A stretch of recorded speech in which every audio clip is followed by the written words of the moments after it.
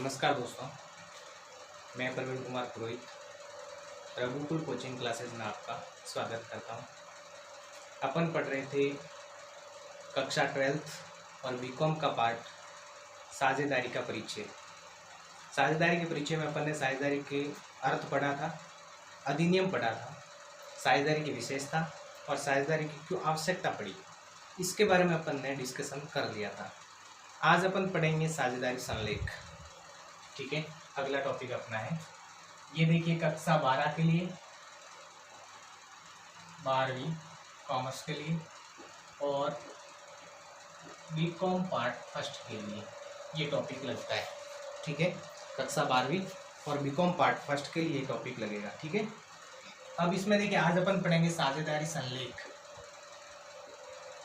साझेदारी संलेख, साझेदारी संलेख पढ़ेंगे।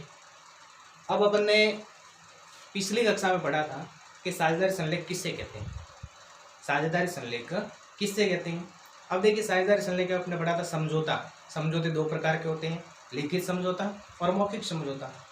ऐसा समझौता जो लिखित है, साझेदारी का वह समझौता जो लिखित होता है उसको अपन क्या बोलते हैं, साझेदारी संलेख, पार्टनरशिप डीड बोलते हैं उसको। ठीक है, तो साझेदारी संलेख किसे कहते हैं, लिखित समझौते को अपन क्या बोलेंगे, साझेदारी संलेख बोलेंगे। अब साझेदारी संलेख में कौन कौन सी बातें आती हैं। सबसे पहले है फर्म का नाम व पता होना चाहिए। फर्म का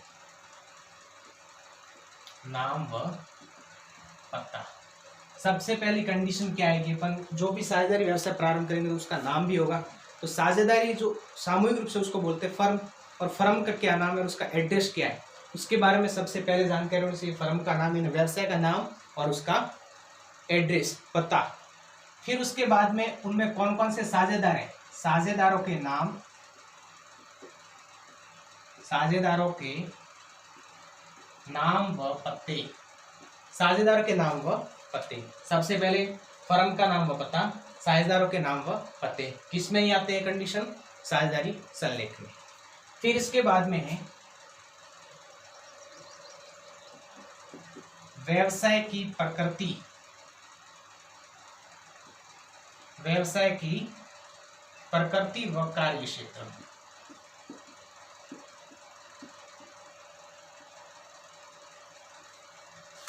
तीसरी कंडीशन क्या है, तीसरी बात इसमें क्या सम्मिलित हो जाएगी, व्यवसाय की प्रकृति कैसी है और उसका कार्य क्षेत्र कितना है, उसका वर्कशॉप कितना है, उसके बारे में संपूर्ण जानकारी इसमें उल्लेखित होगी। फिर इसके बाद में आएगा चौथा कंडीशन आती है साझेदारों की पूंजी।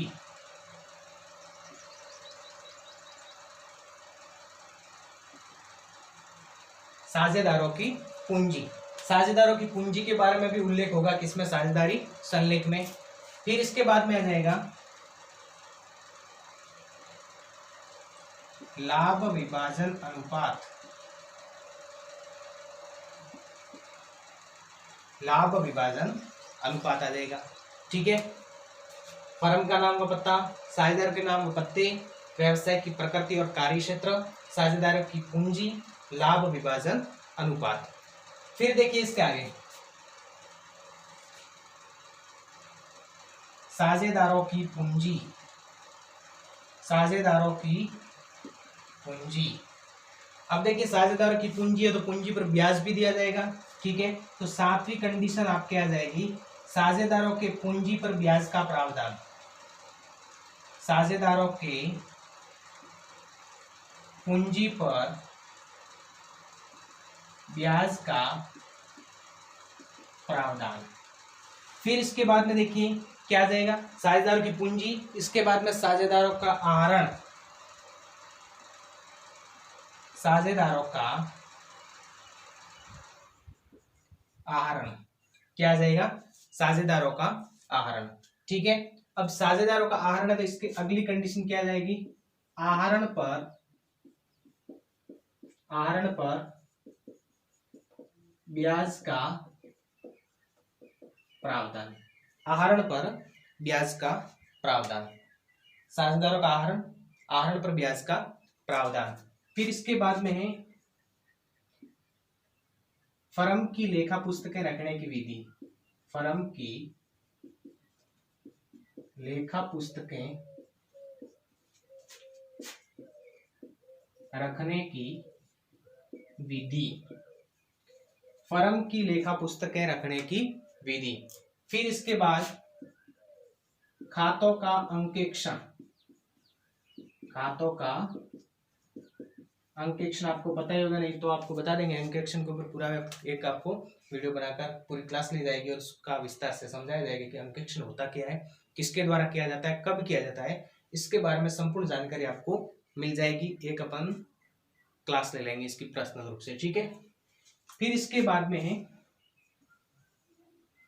12वें पे है साझेदारों के अधिकार, कर्तव्य व दायित्व। क्या आ जाएगा? साझेदारों के अधिकार, कर्तव्य और दायित्व, ठीक है। फिर अगला टॉपिक आप ले सकते हो नए साझेदार के प्रवेश पर प्रावधान, नए साझेदार के प्रवेश पर प्रावधान। अगला आप क्या जाएगा? साझेदार के अवकाश ग्रहण करने पर, साझेदार के अवकाश ग्रहण करने पर हिसाब का निपटारा, हिसाब का निपटारा। अब देखिए पहले फर्म का नाम और पत्ते, साझेदार के नाम और पत्ते, ठीक है। फर्म का नाम भी होना जरूरी है साझेदार संलेख में, साझेदार के नाम और उसका एड्रेस भी होना चाहिए। व्यवसाय की प्रकृति क्या है, किस तरीके का व्यवसाय है, किस प्रकार का व्यवसाय है, और उसका कार्य क्षेत्र यानी उसका जो वर्क एरिया है वो कितना है, वर्किंग एरिया उसका कितना, उसके बारे में उल्लेख होगा। फिर साझेदारों की पूंजी कितनी लगवाई हुई है उसका भी उल्लेख होना जरूरी है। लाभवान विभाजन अनुपात क्या रखा हुआ है कि कितना लाभ किसको देना है, उसका जो रेशियो बांटा हुआ है उसका भी उल्लेख होना जरूरी है, ठीक है। फिर साझेदारों की पूंजी, साझेदारों की पूंजी पर ब्याज, अब पूंजी है तो उस पर ब्याज भी दिया जाएगा, ठीक है। अब देखिए साझेदारों का आहरण, साझेदारों का आहरण, देखिए पूंजी, साझेदार पूंजी दो बार लिख दिया, कोई प्रॉब्लम। साझेदारों का आहरण और आहरण पर ब्याज, कितना ब्याज देना है आहरण पर। फिर फर्म की लेखा पुस्तकें रखने की विधि, फर्म की लेखा पुस्तकें रखने की विधि, खातों का अंकेक्षण, साझेदार के अधिकार, कर्तव्य और दायित्व, नए साझेदार के प्रवेश पर प्रावधान, साझेदारों के अवकाश ग्रहण करने पर हिसाब का निपटारा। अगले और कुछ पॉइंट है वो भी एक बार देख लीजिए। अब देखिए ख्याति का मूल्यांकन, अगला पॉइंट क्या आ जाएगा? ख्याति का मूल्यांकन। 15वां पॉइंट, ख्याति का मूल्यांकन। अब ख्याति का मूल्यांकन, फर्म के पुनर्गठन पर ख्याति का मूल्यांकन। फर्म का पुनर्गठन कब हो सकता है? जब नया साझेदार प्रवेश करता है, जब कोई साझेदार अवकाश ग्रहण करता है, या फिर सेवानिवृत्त होता है, या फिर किसी साझेदार की मृत्यु हो जाती है, या फिर लाभ हानि विभाजन अनुपात में क्या हो जाता है, परिवर्तन होता है। तो इन चारों कंडीशन में क्या होगा? ख्याति, उसमें फर्म का पुनर्गठन होगा। अब फर्म का पुनर्गठन होगा तो उसमें क्या आ जाएगा? ख्याति का मूल्यांकन कैसे करना है इसके बारे में आपके क्या आ जाएगा, ठीक है। फिर अगला है फर्म के समापन पर,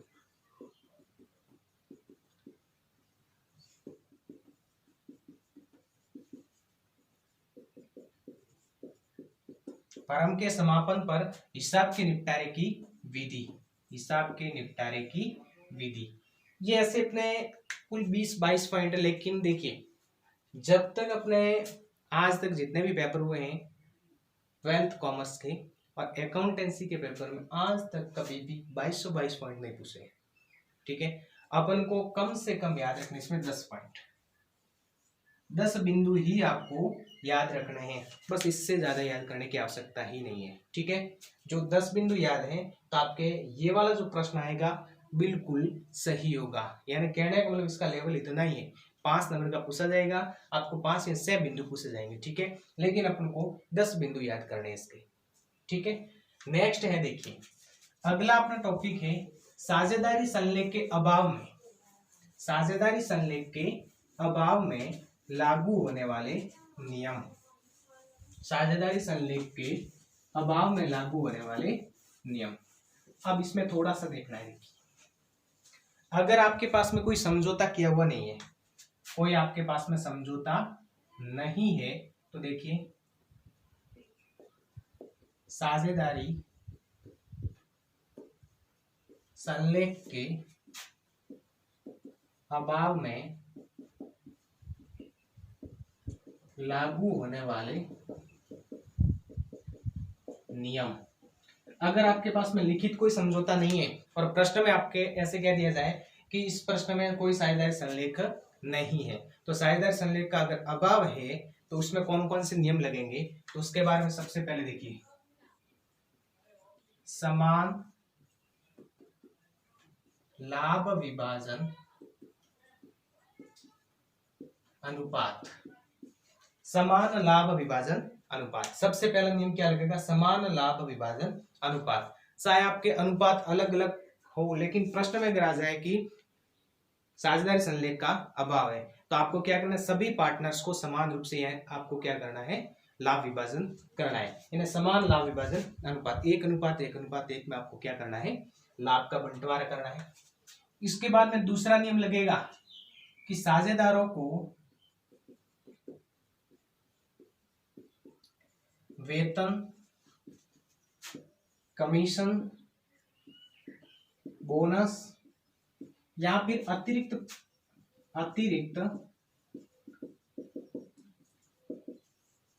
पारिश्रमिक नहीं दिया जाएगा।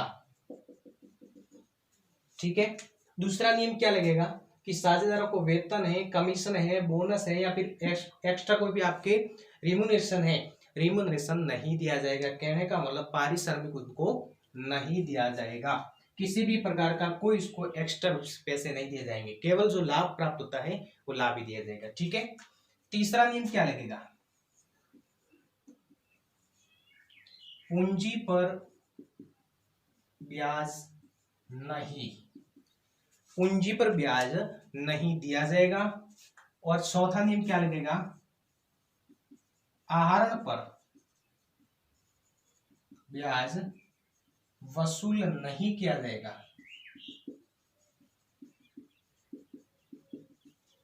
यहाँ पे थोड़ा सा ध्यान देना है, अगर साझेदारी संलेख का अभाव है तो आपके समान लाभ विभाजन अनुपात होगा, साझेदारों को वेतन, कमीशन, बोनस कुछ भी नहीं दिया जाएगा। ठीक है, केवल लाभ मिलेगा इनको।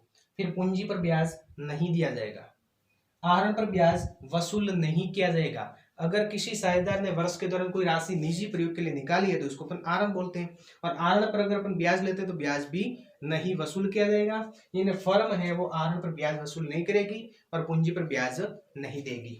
ठीक है, अब इसके बाद देखिए, यदि किसी साझेदार ने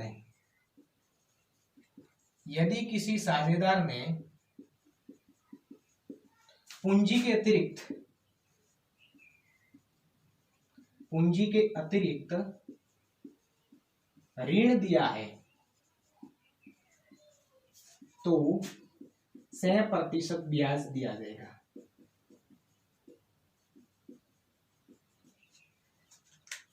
यदि किसी साझेदार ने पूंजी के अतिरिक्त अगर ऋण दिया है, फर्म को एक्स्ट्रा पैसे दिए हैं, ऋण दिया है, तो अपन को क्या करना है, 100% के हिसाब से उसको ब्याज दिया जाएगा। ठीक है, फिर अगला पॉइंट है, सभी साझेदारों को व्यवसाय के संचालन का अधिकार।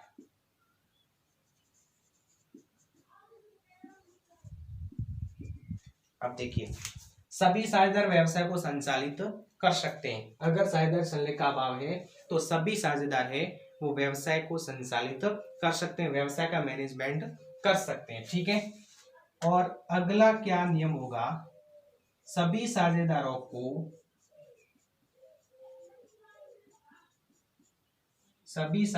को फर्म की लेखा पुस्तकें देखने, निरीक्षण करने व प्रतिलिपि प्राप्त करने का अधिकार है। वापस एक बार देख लीजिए, अगर आपको साझेदारी संलेख दिया हुआ है तब तो जो साझेदारी संलेख में दिया हुआ प्रोसेस है उसी के अनुसार अपन को आगे लेखांकन कार्य करना है। ठीक है, अगर अपने साझेदारी संलेख का अभाव है, कहने का मतलब आपके पास में कोई लिखित समझौता नहीं है, साझेदारी संलेख का क्या है, अभाव है, तो आप क्या कर सकते हो, आप साझेदारी संलेख के अभाव में कौन कौन से नियम लगते हैं उस नियम के आधार पर अपना कार्य करना है। अब कौन कौन से नियम है, अगर आपके पास में लिखित समझौता नहीं है, साझेदारी संलेख नहीं है, तो क्या क्या नियम लगेंगे आपके क्वेश्चन सॉल्व करने में। तो देखिए, समान लाभ विभाजन अनुपात, शायद प्रश्न में आपको 1:2, 2:3 ऐसे साझेदार को दिया हुआ है। ठीक है, लाभ विभाजन अनुपात, लेकिन फिर अंत में लिखा हुआ है कि साझेदारी संलेख का अभाव, तो आप सभी को समान रूप से क्या करेंगे, समान अनुपात में ही लाभ का विभाजन करेंगे सभी पार्टनर्स को। फिर उसके बाद में साझेदारों को न तो कोई वेतन दिया जाएगा, न कोई कमीशन दिया जाएगा, न कोई बोनस। ठीक है, एक्स्ट्रा आपको पारिश्रमिक साझेदारों को नहीं देना है, पूंजी पर ब्याज भी नहीं देना है साझेदारों को। ठीक है, और अगर किसी साझेदार ने आहरण किया है, निजी प्रयोग के लिए राशि निकाली है, तो उसके ऊपर कोई ब्याज भी वसूल नहीं कर सकती संस्था या फर्म। ठीक है, यदि किसी साझेदार ने पूंजी के अलावा एक्स्ट्रा पैसे दिए, आवश्यकता पड़ी बीच में, वर्ष के दौरान कोई आवश्यकता पड़ी और किसी पार्टनर्स ने लोन के रूप में कोई पैसे दिए हैं, ऋण के रूप में कोई पैसे फर्म को दिए हैं, तो उस ऋण के बदले में अपन को 6% वार्षिक दर से ब्याज दिया जाएगा। ठीक है, फिर आगे देखिए, सभी साझेदारों को व्यवसाय के संचालन का अधिकार है, सभी साझेदार हैं वो व्यवसाय का संचालन कर सकते हैं अगर साझेदारी संलेख का अभाव है तो। और सभी साझेदार फर्म की लेखा पुस्तकें देख सकते हैं, फर्म की लेखा पुस्तकें देख सकते हैं, उसका निरीक्षण कर सकते हैं और उसकी प्रतिलिपि यानी उसकी हार्ड कॉपी भी प्राप्त कर सकते हैं। ठीक है, देखना, निरीक्षण करना और प्रतिलिपि प्राप्त करने का अधिकार सभी के पास में होता है। ये थे आपके साझेदारी संलेख के अभाव में लागू होने वाले नियम। इसी के साथ में आज की क्लास यहीं पे अपन विराम करेंगे और अगला जो टॉपिक आएगा, जैसे कि साझेदारी का प्रकार है, फिर उसके बाद में लाभ हानि नियोजन खाता है, उसके बारे में अपन डिस्कशन करेंगे अगली क्लास में। ठीक है, इसी के साथ में आप अपने परिवार और अपने स्वयं का ध्यान रखें। धन्यवाद।